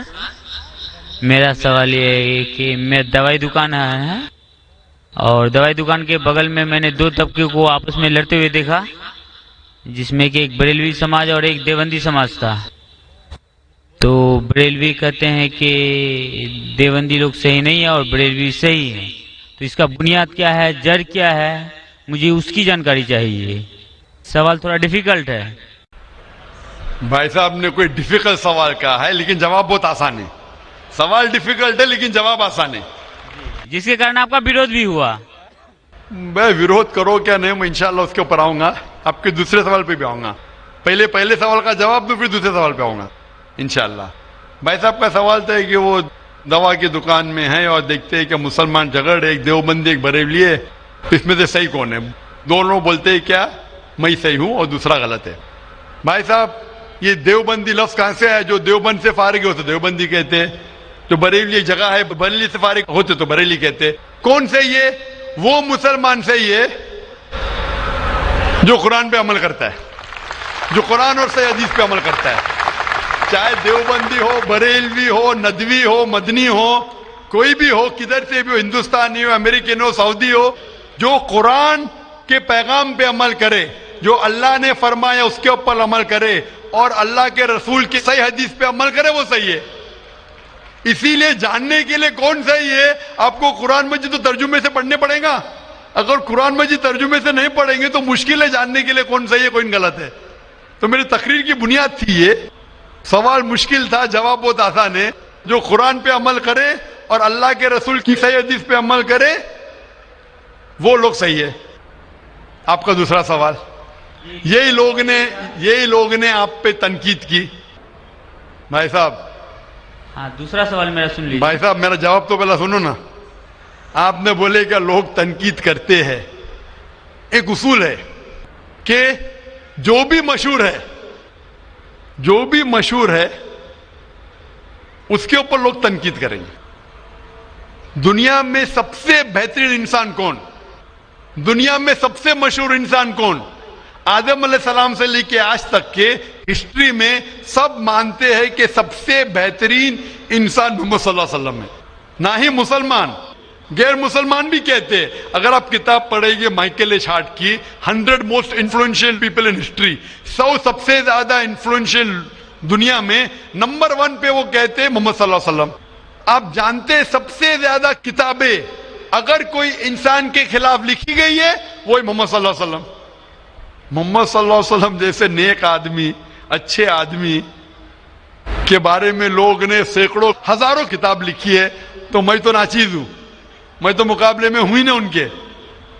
اور لوگ خلاف کب لکھتے, مثال کے طور پر محمد صلی اللہ علیہ وسلم جب پیغام پہنچا ہے اپنا, تو اس وقت کئی لوگ تھے جن کے ذاتی زندگی پہ فوراً اثر ہونے لگا. ذاتی زندگی پہ اثر ہونے لگا. کچھ لوگ کی زندگی سدھر گئی, ان لوگ تو ماشاءاللہ ایمان لے کے آئے. کچھ لوگ کا جو کر رہے تھے ان کا نقصان ہونے لگا. جو لوگ قرآن کی بات نہیں مان رہے تھے ان کا نقصان ہونے لگا. تو جو لوگ کا نقصان ہونے لگا وہ لوگ خلاف بات کرنے لگے. تو آپ دیکھیں گے جو بھی مشہور انسان ہیں, میں نہیں کہتا ہوں میں مشہور ہوں, میں تو بات کرنا بھی نہیں جانتا تھا, بچپن سے ہکلاتا تھا. بات کرتے کرتے اللہ کے راہ میں دعوت دینے کی وجہ سے اللہ تعالیٰ نے اس مقام پہ پہنچایا. نہ میں اپنے آپ کو عالم کہتا ہوں, میں تو طالب علم کہتا ہوں اپنے آپ کو. لیکن کیونکہ میں جو بھی بات کہتا ہوں قرآن مجید کے حوالے سے کہتا ہوں, جو بھی بات کہتا ہوں حدیث کا حوالہ دیتا ہوں. آج بھی جو تقریر میں نے کہا حوالہ دیا نا, میں انسان ہوں, غلطی کر سکتا ہوں. غلط ہے تو آپ آ کے بول سکتے. ذاکر بھائی آپ نے جو حوالہ دیا سورہ قمر کا سورہ نمبر 54 آیت نمبر 17, 22, 32, 40 میں نہیں لکھا ہے وَلَقَدْ يَسَّرْنَا الْقُرْآنَ لِلذِّكْرِ فَهَلْ مِن مُدَّكِرٍ, آ کے بولو. تو میں انسان ہوں, غلطی کر سکتا ہوں. اگر کچھ غلط کہتا ہوں اسی لیے سوال جواب کا سیشن ہوتا ہے. لیکن جو لوگ مجھے غلط ثابت نہیں کر سکتے تو ڈھونڈتے ہیں کچھ چیز کو پکڑے جس کو توڑ مروڑ کے پیش کرے, لوگ کے سامنے میرے بارے میں غلط فہمی پیش کرے. میں جانتا ہوں کہ یہاں کے آرگنائزر نے کہا کہ ایک ویڈیو کلپ لوگ عام کر رہے تھے جس میں کیا ہے کہ ذاکر بھائی کہتے ہیں کہ محمد صلی اللہ علیہ وسلم سے مانگنا حرام ہے, محمد صلی اللہ علیہ وسلم کو ماننا حرام ہے. ابھی میں جب قرآن کو چھوڑ کے ویسٹ سے ثابت کر رہا ہوں محمد صلی اللہ علیہ وسلم کو ماننا چاہیے, تو کیا یہ شخص کہہ سکتا ہے کہ محمد صلی اللہ علیہ وسلم کو ماننا حرام ہے؟ اس میں دو چیز ہو سکتی ہے. یہ ویڈیو کلپنگ کی ریکارڈنگ کبھی پیس ٹی وی پہ آئی نہیں. جب میں تقریر کرتا ہوں, بات کرتے ہوں, کوئی بھی ریکارڈنگ کرتے رہتے. ہو سکتا ہے کہ سلپ آف دا ٹنگ ہے, کیا کہ سبقت لسان, یا ہو سکتا ہے کسی نے توڑ مروڑ کے پیش کیا ہے. اور توڑ مروڑ کے پیش کرنا بہت آسان ہے. مثال کے طور پر میں آپ سے پوچھوں گا مسلمان سے کہ جارج بش کیسے انسان ہے, انہوں نے کہا جارج بش اچھے انسان نہیں ہے. میں نہیں کو کاٹ دوں گا, لگے گا جارج بش اچھے انسان ہے. اس کو خود کو میں دکھاؤں گا, آپ نے کہا نہیں, ہو سکتا ہے سبقت لسان ہے, ہو سکتا ہے سلپ آف دا ٹنگ. وہ سلپ آف دا ٹنگ نہیں ہے. اس نے کہا کہ اچھے انسان نہیں ہے, نہیں کو کاٹا, جوڑ دیا اچھے انسان ہے. تو اب سمجھ رہے, بہت آسان ہے. Media media technology. तो इस तरीके से कई क्लिपिंग फ्लोट हो रहे मार्केट के अंदर कि जाकिर भाई बिन लादेन का साथ दे रहे। अरे कब साथ दिया? आप YouTube पे जाएंगे तो आपको क्लिपिंग मिलेंगी, जाकिर मस्जिद से जूते चोरी कर रहा है, जाकिर मस्जिद से जूते चोरी कर रहा है।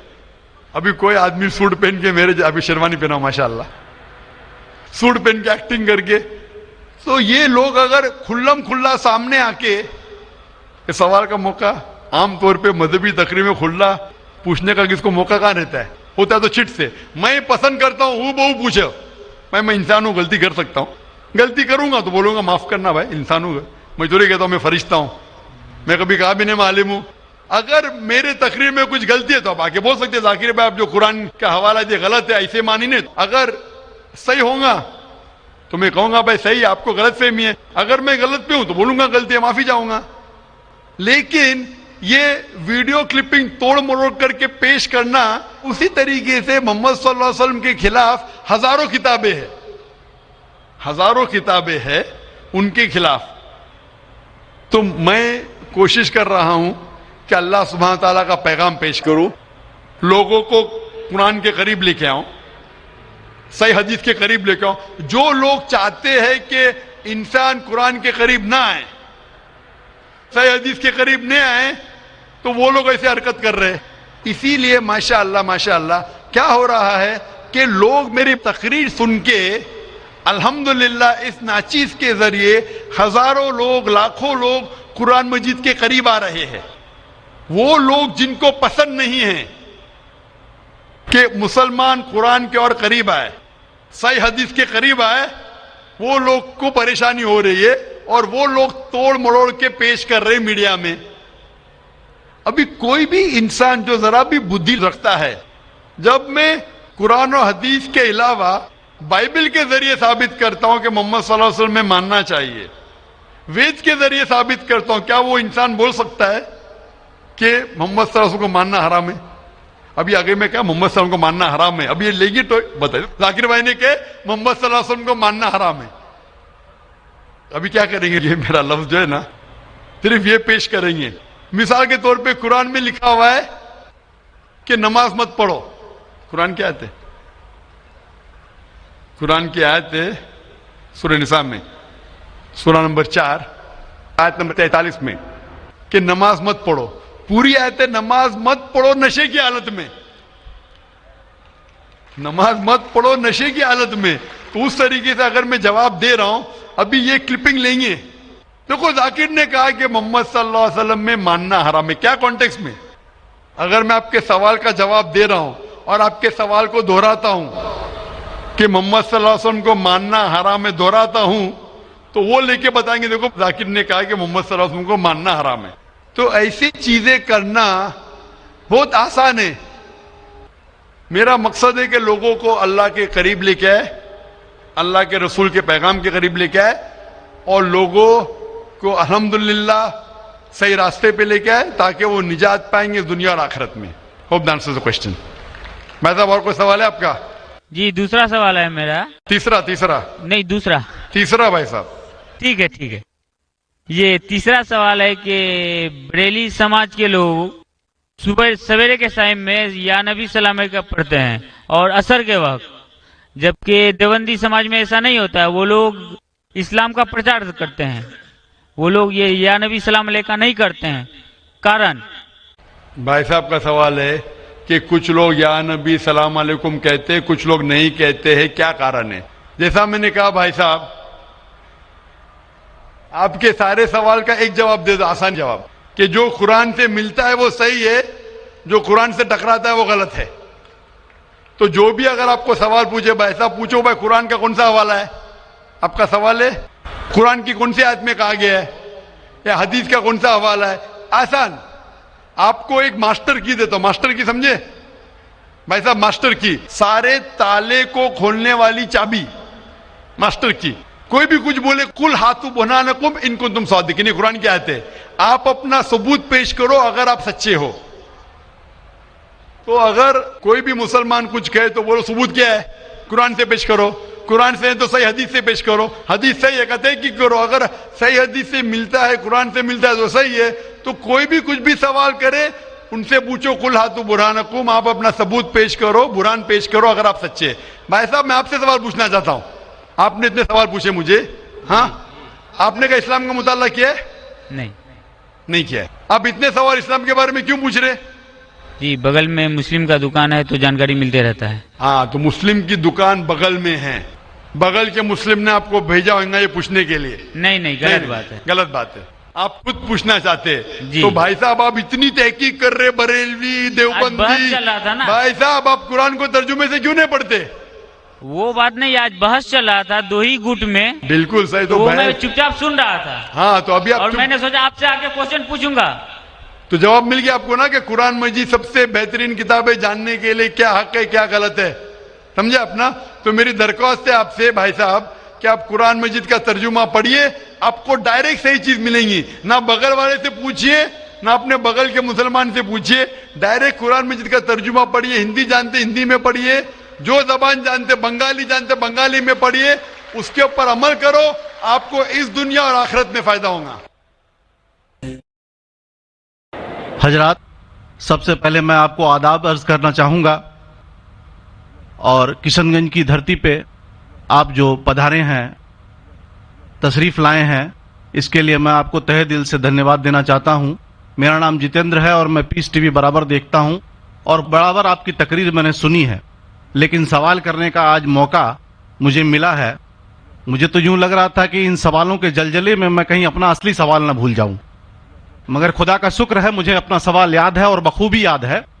میں آپ سے گزارش کروں گا, آپ نے ابھی کئی باتوں میں ہندو اور مسلمان کو ایک کرنے کی کوشش کی, میں اسے بہت اچھی بات کہوں گا, بہت آپ نے, میں سراہوں گا اس بات کو.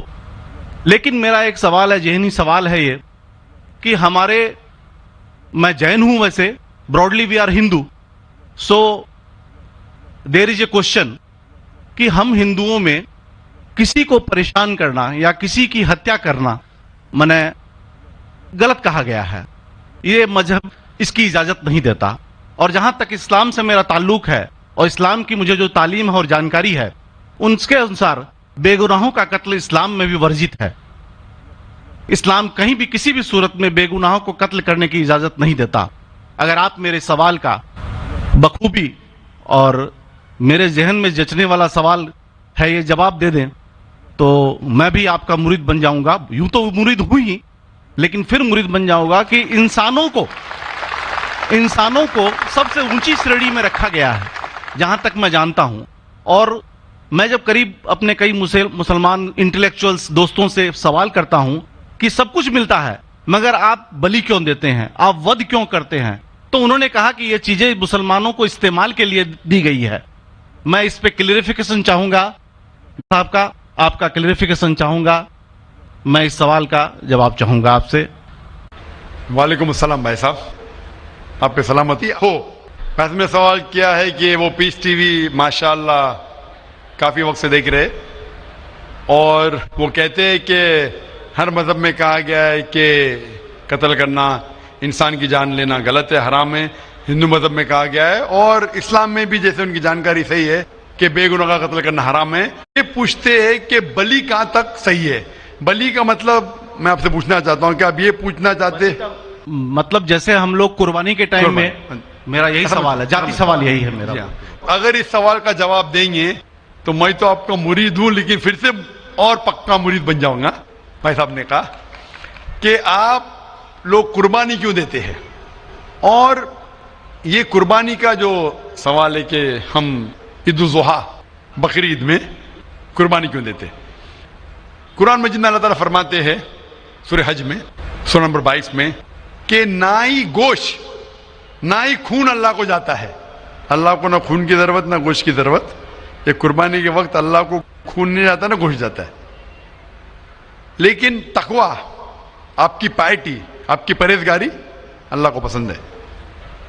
آپ اگر دیکھیں گے کہ عید الاضحیٰ کے بارے میں کیوں ہم قربانی کرتے, اور واقعہ جانیں گے ابراہیم علیہ السلام کا کہ ابراہیم علیہ السلام کو اللہ سبحانہ و تعالیٰ نے, اس وقت بت پرستی بہت عام تھی, اور قربانی इंसानों की बहुत आम थी, और हिंदुस्तान में भी आम है आज भी हिंदुस्तान में कई दीगर मज़ाहिब में लड़कियों की कुर्बानी दी जाती है, बच्चों की बलि दी जाती है। क्या आप छोटे बच्चे का कत्ल करो, औरत का कत्ल करो, बलि दे जाओ और भगवान खुश हो जाएंगे? कई जगह, अल्हम्दुलिल्लाह मुसलमान में नहीं है। तो उस वक्त इब्राहिम अलैहिस्सलाम को अल्लाह ने पूछा कि आपको सबसे ज्यादा अजीज इस दुनिया में क्या चीज है? तो उन्होंने कहा कि मेरा बेटा। तो उन्होंने पूछा कि आप अपने बेटे की कुर्बानी दे सकते, अपने पैगंबर इब्राहिम अलैहिस्सलाम से बेटी कुर्बानी दे सकते? तो वो चौंक गए, और अल्लाह के पैगंबर थे, उन्होंने ना के बेटे से कहा, बेटे ने कहा बेशक अल्लाह के लिए आप मेरी कुर्बानी दे सकते, आप अपने आंख पे पट्टी मारना। जैसा अल्लाह ताला फरमाते, इस दुनिया में अल्लाह ताला हमारा इम्तिहान ले रहे, तो अल्लाह ताला इम्तिहान ले रहे अपने पैगंबर इब्राहिम अलैहिस्सलाम का। अल्लाह ताला ये भी जानते कि इब्राहिम अलैहिस्सलाम जवाब क्या देंगे, तो इब्राहिम अलैहिस्सलाम अपने आंख पे पट्टी मारते, और जिस तरीके से हुक्म आता है अपने बेटे की कुर्बानी देने जाते, उस वक्त ही एक भेड़, गोट या शीप आ जाता है और उस शीप की कुर्बानी हो जाती है। तो उस चीज को याद रखने के लिए आज भी मुसलमान बकरीद के टाइम पे, ईद उल जुहा के वक्त जानवर की कुर्बानी देते, ये याद दिलाने के लिए हमें, क्योंकि ये अल्लाह सुब्हानहू व तआला की तरफ से अपने आखिरी पैगंबर मोहम्मद सल्लल्लाहु अलैहि वसल्लम ने कहा, उसकी बात मानते। लेकिन अगर मैं सोचूं दिमाग से क्यों, तो ये सोच सकता हूं कि ये हमें याद दिलाने के लिए क्या अल्लाह को इंसान की कुर्बानी की जरूरत नहीं, इंसान की जान लेने की जरूरत नहीं। तो जो आज दुनिया भर में आज भी हो रहा है कि बच्चों को कत्ल किया जा रहा है, औरतों का कत्ल किया जा रहा है, बल्कि ये बिल्कुल गलत है। और दोनों में आप देखेंगे फर्क। अगर कोई दूसरे मजहब में, या हिंदू मजहब लो या दिगर मजहब लो, अगर कोई जानवर की बलि चढ़ाई जाती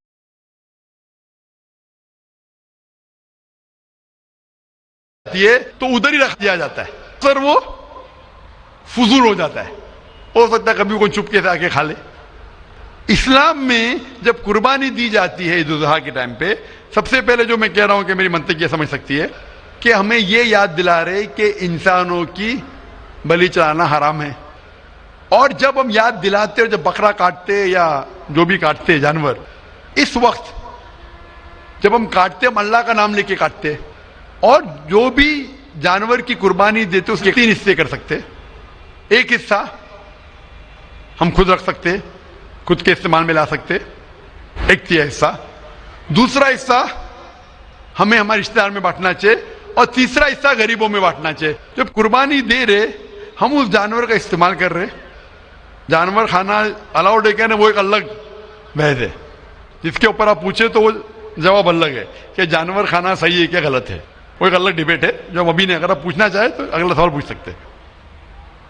एक तीसरा हिस्सा हम इस्तेमाल कर रहे, एक तीसरा हिस्सा हम दोस्तों में बांट रहे, हमारे रिश्तेदार में, और तीसरा हिस्सा हम गरीबों में बांटते। तो इनमें गरीबों का फायदा हो रहा है, ना फजूल खर्ची हो रही है, और याद दिलाया जाता है कि इंसानों का कत्ल करना गलत है।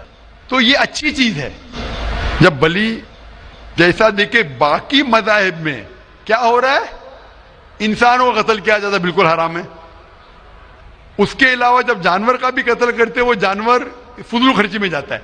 इस्लाम में हमें याद दिलाया जाता है, और कुरान मजीद में लिखा है सूरह माइदा सूरह 5 आयत नंबर 1 में, और सूरह नहल सूरह नंबर 16 आयत नंबर 5 में, कि जो जानवर आपके लिए हलाल है वो खा सकते, जो चौपाया है। खाली वो जानवर मत खाओ जो आपके लिए हराम है, जो हलाल है वो खा सकते। तो ये खाने के लिए हमारे लिए खुराक है। तुम कुर्बानी के वक्त ना कुछ जाया कर रहे, ना पैसे की बर्बादी कर रहे। हमें याद दिलाया जाता है क्या ना खुदा को गोश्त जाता है, ना खुदा को खून जाता है, खुदा को तकवा जाता है। हमारा तकवा, हम कितने परहेजगार है। और साथ साथ इसका इस्तेमाल होता है, एक तिया हिस्सा मैं खाता हूँ, रिश्तेदारों में बांटता हूँ, और आखिरी तिया हिस्सा मैं बांटता हूँ गरीबों में। तो इससे फायदा होता है। तो इसमें क्या गलत है? बनिस्बत दूसरे मज़ाहिब में आप देखेंगे इसमें नुकसान ही नुकसान है। इंसान का कत्ल हो रहा है, और जानवर को भी अगर बलि चढ़ाई जाती है तो फजूल खर्ची होती है। बनिस्बत इस्लाम में बकरीद के अंदर फायदा ही फायदा है। Hope the answer the question. बहुत खूब। آپ نے یہ بہت اچھا فرمایا. میں آپ کے جواب سے کافی سنتشٹ ہوں. اور جاتے جاتے ایک آخری سوال کرنا چاہوں گا ضرور. کہ اہنسا کو اسلام کس نظریے سے دیکھتا ہے؟ اہنسا کو اسلام کس نظریے سے دیکھتا ہے؟ بھائی صاحب کا آخری سوال ہے کہ اہمسا کو اسلام کس نظریے سے دیکھتا ہے. عام طور پہ ہمسا حرام ہے. اسلام آتا ہے لفظ سلام سے. اس کے معنی ہے سلامتی, امن, شانتی. اسلام کے معنی ہے کہ شانتی حاصل کرنا, اپنی خواہش, اللہ کا جو پیغام ہے اس کے مطابق اپنی زندگی بسر کرنا اور امن حاصل کرنا, اسے کہتے ہیں اسلام. ہمسا عام طور پہ حرام ہے. لیکن اگر مثال کے طور پہ ہم دیکھتے ہیں ہر دیش میں قانون ہے. قانون ہے کہ چوری مت کرو, کسی کا قتل مت کرو. لیکن قانون کے علاوہ پولیس بھی ہے کہ اگر کوئی قانون کو فالو نہیں کرتا ہے, کوئی چوری کرے گا تو پولیس اس وقت زبردستی کر سکتی ہے, پولیس فورس کا استعمال کر سکتی ہے, پولیس کبھی کبھی ہتھیار کا استعمال کرتی ہے امن اور شانتی برقرار رکھنے کے لیے دیش میں. اسی طریقے سے اسلام میں ہمسا عام طور پہ حرام ہے. لیکن ہر انسان شانتی نہیں چاہتا ہے. کچھ انسان جو اشانتی چاہتے ہیں اور جو اللہ کا فرمان پہ عمل نہیں کرتے اور شانتی کو بھش کرنا چاہتے, اس وقت اسلام اجازت دیتا ہے کہ آخری مرحلے پہ آپ ہمسا کا استعمال کر سکتے شانتی لانے کے لیے. ہمسا کا استعمال کر سکتے شانتی لانے کے لیے, خود کے فائدے کے لیے نہیں. اسی لیے عام طور پہ جتنے بھی آپ نے دیکھے ہوئے ہیں جو جنگ اللہ کے رسول لڑی, اکثر وہ تھا سیلف ڈیفنس میں. اگر کوئی چور میرے گھر میں گھستا ہے اور میری بیٹی سے بدتمیزی کرتا, میں کیا کہوں گا, میں ہمسا میں مانتا ہوں, میں ہاتھ نہیں لگاؤں گا. میں میری چوڑیاں نہیں پہنا ہوگی ہاتھ میں, مسلمان ہوں لیکن چوڑیاں نہیں ہاتھ میں پہنا ہوں. آپ کے گھر میں کوئی چور گھستا ہے اور آپ کی بیٹی سے بدتمیزی کرتا, آپ کیا کریں گے؟ جی ہاں, میں مقابلہ کروں گا. مقابلہ کریں گے, ہاتھ بھی اٹھائیں گے نا. اس طریقے سے ہمسا کا استعمال آخری مرحلے پہ اگر دوسرا کوئی چارہ نہیں ہے تو استعمال کیا جا سکتا ہے حق کے لیے, نہ حق کے لیے نہیں. دوسرے کو تکلیف پہنچانے کے لیے غلط ہے, دوسرے کا مال ہڑپ کرنے کے لیے حرام ہے. لیکن خود کے بچاؤ کے لیے یا امن حاصل کرنے کے لیے ہمسا کا استعمال کیا جا سکتا ہے. لیکن اصل میں اسلام آتا ہے لفظ سلام سے, جس کے معنی ہے سلامتی, امن, تاکہ دنیا میں سلامتی پہنچے. بہت خوب, بہت اچھا لگا آپ کو سن کے. پھر ایک بار میں تہ دل سے آپ کا شکریہ ادا کرنا چاہوں گا. چاہتا ہوں کہ آپ خدا حافظ. ایک خدا میں مانتے؟ میں ایک دم ایک خدا کو نہیں, میں اپنے اندر میں بیٹھے برہم کو مانتا ہوں. میری اپنی الگ سوچ ہے. میں کسی مندر میں نہیں جاتا ہوں, یہ بات نہیں ہے, جاتا ہوں, لیکن میری اپنے اندر کی آواز ہے کہ انسانوں کی خدمت کرو, انسانوں کی عزت کرو اور بھٹکے ہوئے کو راہ دکھاؤ. میرا بھی یہی ہے. اور میں کسی انسان میں, ہندو ہو چاہے مسلمان, میں اس کھلے من سے آغاز کرتا ہوں. میں کسی سے بھی بھید بھاؤ نہ آج تک کیا ہے, نہ کبھی زندگی میں کروں گا. میرے لیے انسان جو پیدا کیا ہے وہ اوپر والے نے, وہ سبھی ایک ہیں اور ایک رہیں گے. آپ نے فرمایا کہ انسان کی خدمت کرنا چاہیے, انسان کی مدد کرنا چاہیے. لیکن میں یہ پوچھنا چاہتا ہوں کہ آپ ایک خدا میں مانتے ہیں, آپ نے کہا. میں یہ پوچھنا چاہتا ہوں, آپ نے تقریر سنی میری پیس ٹی وی پہ, آپ مانتے ہیں کہ محمد صلی اللہ علیہ وسلم آخری پیغمبر ہے؟ نہیں, میں اس بحث میں نہیں پڑھنا چاہتا, میں اس بحث میں نہیں پڑھنا چاہتا. لیکن میں اتنا جانتا ہوں کہ ہمارا خدا ایک ہے اور ایک ہی طاقت ہے جو پورے سبھی سنسار کو, پورے یونیورس کو, پوری بات تو بہت کہنے کی ہے لیکن یہ سمے اور وقت کا تقاضا ہے. بالکل سمے کا تقاضا ہونے کی وجہ سے میں آخری چیز کہوں گا آپ سے بھائی صاحب کہ آپ نے پیس ٹی وی پہ اتنے تقریر سنے, آپ کہتے ہیں کہ بھگوان ہے, کہ میں اس میں مانتا ہوں.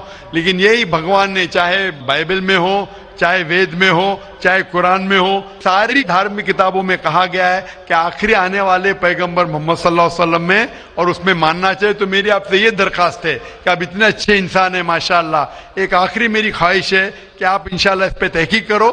اور یہ جب آپ ایک بھگوان میں مانتے ہیں, دوسرے انسانوں کو تکلیف نہیں دینا چاہتے, تو بھگوان یہ بھی کہتے کہ آخری پیغمبر کون ہے, اس پہ تحقیق کرو, انشاءاللہ آپ مکمل اچھے انسان بنیں گے.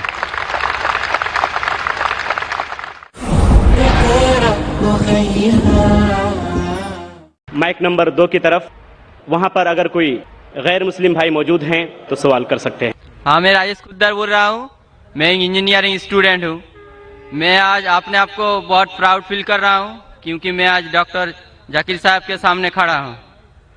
सर, मेरा सवाल ये है कि आपके वैल्यूएबल स्पीच के शुरू में आपने कहा था कि कुरान ही एकमात्र ऐसा किताब है जो हर जाति हर धर्म के लिए एक इंस्ट्रक्शनल मैनुअल है, लेकिन मेरा मानना ये है कि हर जाति हर धर्म के लिए, जैसे हिंदू के लिए गीता और क्रिश्चियन के लिए बाइबल, ये अपना अपना इंस्ट्रक्शनल मैनुअल है। सर, तो मेरा सवाल ये है कि क्या कुरान ही ऐसा किताब है, कोई दूसरा किताब नहीं है जो दूसरे जाति दूसरे धर्म के लिए उसका इंस्ट्रक्शनल मैनुअल होगा? भाई साहब ने बहुत अच्छा सवाल पूछा है। उन्होंने कहा है कि मैंने मेरे तकरीर में कहा कि कुरान सारी जाति के लिए इंस्ट्रक्शन मैनुअल है। मैंने मेरे तकरीर में कहा कि कुरान सारे इंसानों के लिए इंस्ट्रक्शन मैनुअल है। और आपका ये सवाल है कि आपके हिसाब से वेद और भगवत गीता हिंदुओं के इंस्ट्रक्शन मैनुअल किताब है, कुरान मुसलमान की किताब है, इंस्ट्रक्शन मैनुअल है, तो क्या सिर्फ कुरान ही सारे इंसानों के लिए इंस्ट्रक्शन मैनुअल है, ऐसी कोई और किताब है क्या नहीं? ये सवाल बहुत अच्छा है।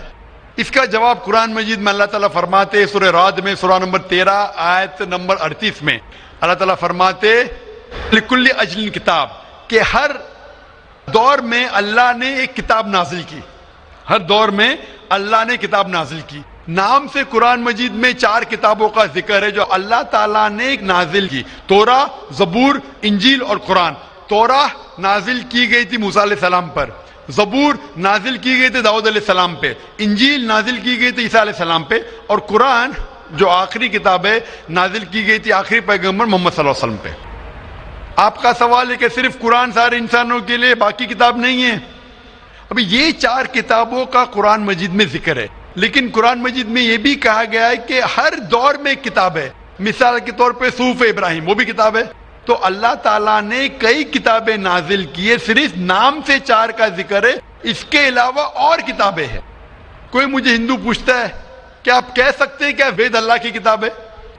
मैं कहता हूं कि कुरान मजीद में नाम से वेद का जिक्र नहीं है, तो मैं ये नहीं कह सकता हूं कि वेद अल्लाह की किताब है। मैं ये कह सकता हूं हो सकता है, मैं नहीं जानता, हो सकता है वेद अल्लाह की किताब है, हो सकता है नहीं है, क्योंकि कुरान मजीद में इसका जिक्र है। मैं 100% नहीं कह सकता हूं कि ये है, लेकिन मैं ये जानता हूं कि जितनी भी किताबें कुरान मजीद के पहले नाजिल हुए वो सिर्फ अपने लोगों के लिए थी और हिदायत थी एक वक्त के लिए। जितनी भी किताबें नाजिल हुई कुरान मजीद के पहले, चाहे तोरा हो, जबूर हो, इंजील हो, या जितनी भी किताबें जिसका जिक्र कुरान मजीद में नहीं आता है, वो नाजिल हुई थी अपने लोगों के लिए। वो पैगाम का अमल करना चाहिए जब तक नई किताब नाजिल ना हो। अगर मान भी लेता हूं कि वेद अगर खुदा की किताब हो, मान लेता हूं मैं आपकी बात कि वेद खुदा की किताब है, तो वो सिर्फ उस वक्त के लिए था, उन लोगों के लिए था, आज के लिए नहीं।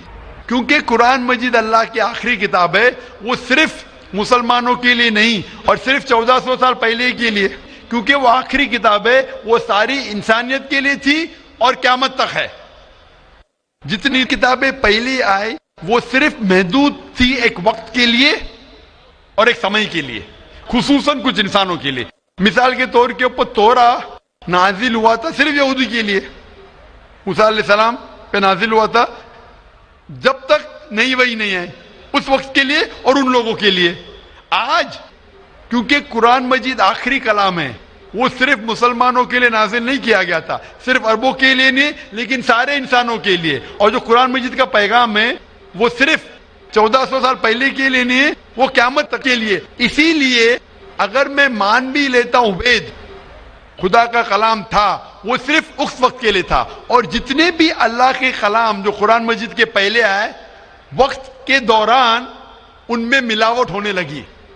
आज आप तहकीक करेंगे जितनी मजहबी किताब, कुरान मजीद के अलावा सभी मजहबी किताब में मिलावट है, उसमें कंकॉक्शन है, फैब्रिकेशन है, बहुत मिलावट है। मिसाल के तौर पे महाभारत पढ़ते हैं तो कहते हैं पंडित कि महाभारत सबसे पहले कहा गया था, अर्जुन के ग्रैंडसन ने कहा था, उस वक्त 8000 श्लोक थे। ये कहानी दोहराई गई जनरेशन के बाद जनरेशन, پھر महाभारत में हो गए 24,000 श्लोक, आज महाभारत में लाख श्लोक है, तो इसमें मिलावट होने लगी. आज आप देखेंगे महाभारत टेलीविजन पर, उसके अंदर बैकग्राउंड में मारुति कार भी जा रही है. ये और एक मिलावट है मारुति कार महाभारत में. तो इसीलिए जितनी भी किताबें अल्लाह ने नाजिल की, क्योंकि वो सारे इंसानियत के लिए नहीं था और क़यामत के लिए नहीं था, अल्लाह ताला ने उसे जरूरी नहीं समझा महफूज रखने के लिए.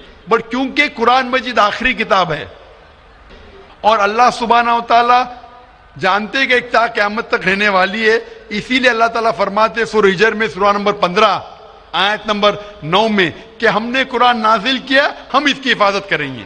तो इसीलिए ये कहना कि बाकी किताब, तो आज कुरान मजीद सिर्फ मुसलमानों के लिए नहीं, सारे इंसानों के लिए, चाहे आप हिंदुस्तान में रह रहे हो, चाहे पाकिस्तान में जी रहे हो, चाहे सऊदी अरेबिया में, चाहे अमेरिका में, चाहे यूके में, चाहे आप हिंदू मजहबी खानदान में पैदा हो या ईसाई खानदान में पैदा हो या मुसलमान खानदान में पैदा हो, आज सारे इंसानों को अल्लाह के आखिरी पैगाम कुरान मजीद पढ़ना चाहिए, उस पर अमल करना चाहिए, उसकी बात मानना चाहिए. इसीलिए मैं कहता हूं कुरान मजीद सारे इंसानों के लिए. ये चीज मैं वेद के बारे में नहीं कह सकता हूं, क्योंकि अगर आप तहकीक करते हैं वेद में भी मिलावट है.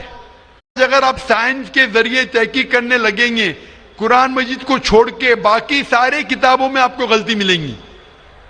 तो ये गलती मैं अल्लाह को मंसूब नहीं कर सकता हूं. मैं नहीं कह सकता हूं ये गलती भगवान ने की, ईश्वर ने की, अल्लाह ने की, क्योंकि ये जितनी किताबें कुरान मजीद के पहले आए वो सिर्फ महदूद थी कुछ लोगों के लिए और महदूद थी वक्त के लिए. अल्लाह ने, भगवान ने, ईश्वर ने इसे महफूज रखने की जरूरत नहीं समझी. आज क्योंकि कुरान मजीद आखिरी पैगाम है अल्लाह का, अल्लाह ताला के वो महफूज रखेंगे. इसीलिए मैं कहता हूं कुरान मजीद एक वाहिद किताब है सारी दुनिया में जो सारे इंसानों के इंस्ट्रक्शन मैन्युअल है, मेरी भी और आपकी भी. Hope the answer the question brother. Thank you sir. तो आप मानते हैं कि कुरान मजीद आपकी इंस्ट्रक्शन मैन्युअल है भाई साहब? जी सर मानते हैं. आप मानते हैं कि खुदा एक है? वो ठीक ही बना है, खुदा एक ही है.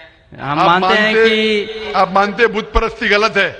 ना वो नहीं मानते, हम मानते हैं कि ना मानते मूर्ति पूजा गलत है? सर हम मानते हैं कि हमारा ईश्वर एक ही है, यही हम मानते हैं. आप मानते हैं ईश्वर एक, लेकिन आप मानते हैं कि ईश्वर की मूर्ति है? मेरा एक दूसरा सवाल है इसके भाई लिए. साहब मैं आपसे पूछना चाहता हूं कि आप मानते हैं ईश्वर की मूर्ति है क्या नहीं?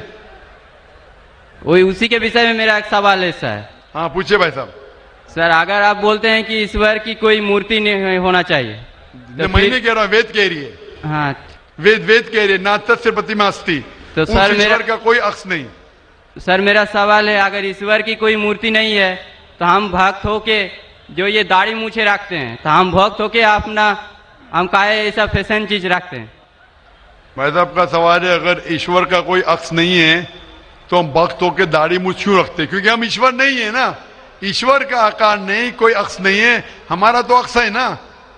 तो ईश्वर हमारे खालिक है, हमारे रब है, हम थोड़ी ईश्वर है. तो हम दाढ़ी मूछ रखते हैं क्योंकि कुछ लोग दाढ़ी मूछ रखते हैं अच्छा रखने के लिए, कोई दूसरे वजह के लगते.